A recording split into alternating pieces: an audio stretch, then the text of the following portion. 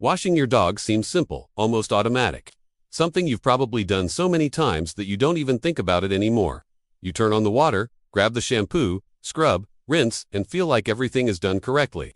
Your dog smells better, looks clean, and for a moment it feels like you solved the problem. Like everything is under control and you are doing exactly what a good dog owner should do. And because it feels so simple, most people never stop to question if they are actually doing it the right way.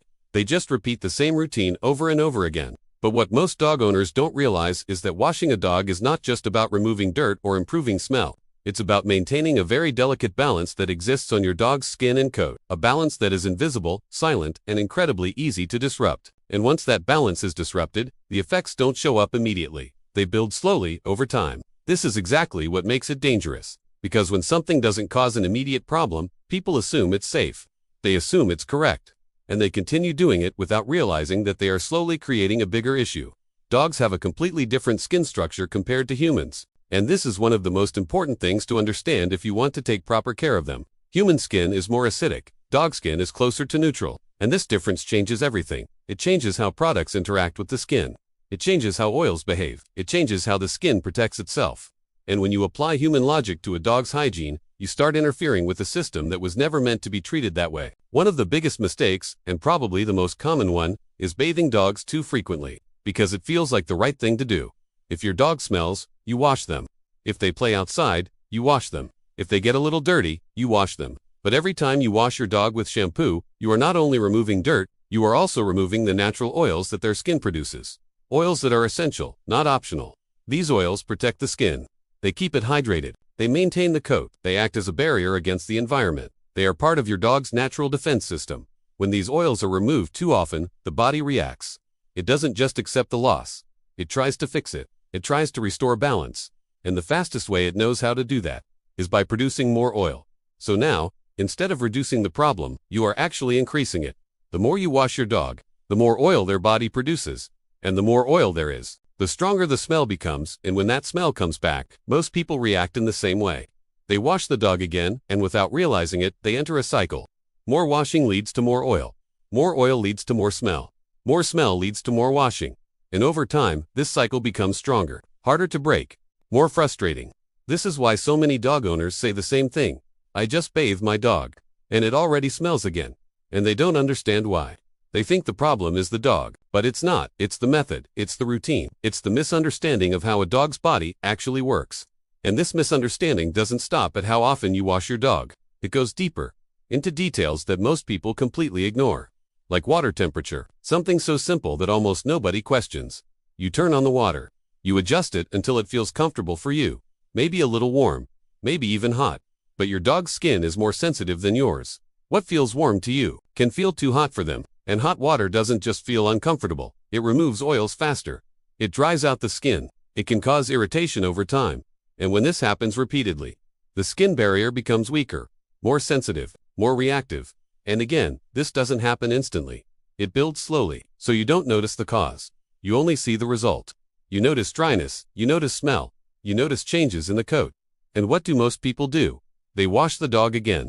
And the cycle continues. Another mistake that adds to this problem is the type of shampoo being used, because many dog owners don't think much about it. They just use whatever is available.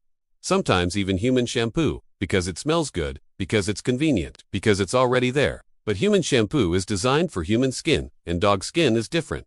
When you use the wrong product, you disrupt the balance even more. This can lead to dryness, irritation, flaking, or even more oil production. And even if you use the correct shampoo, there is another mistake that happens right after.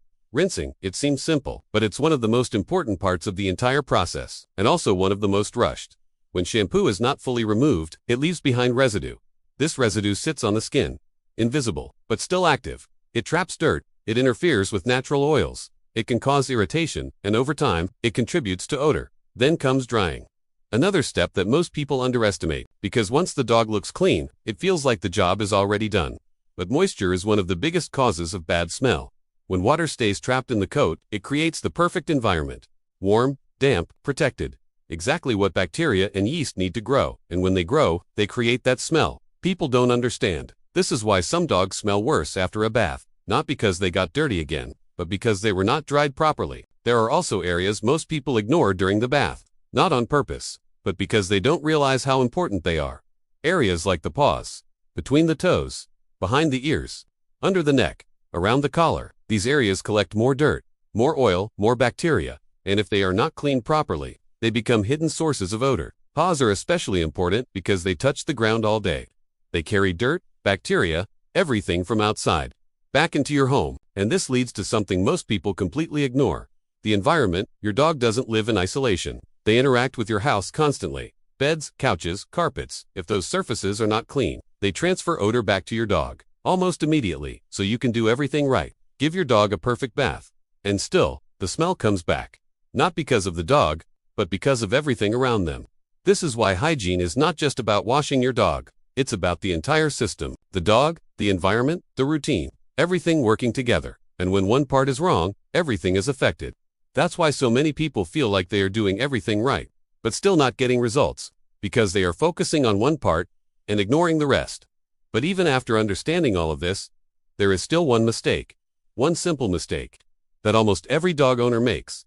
It's not about how often you wash.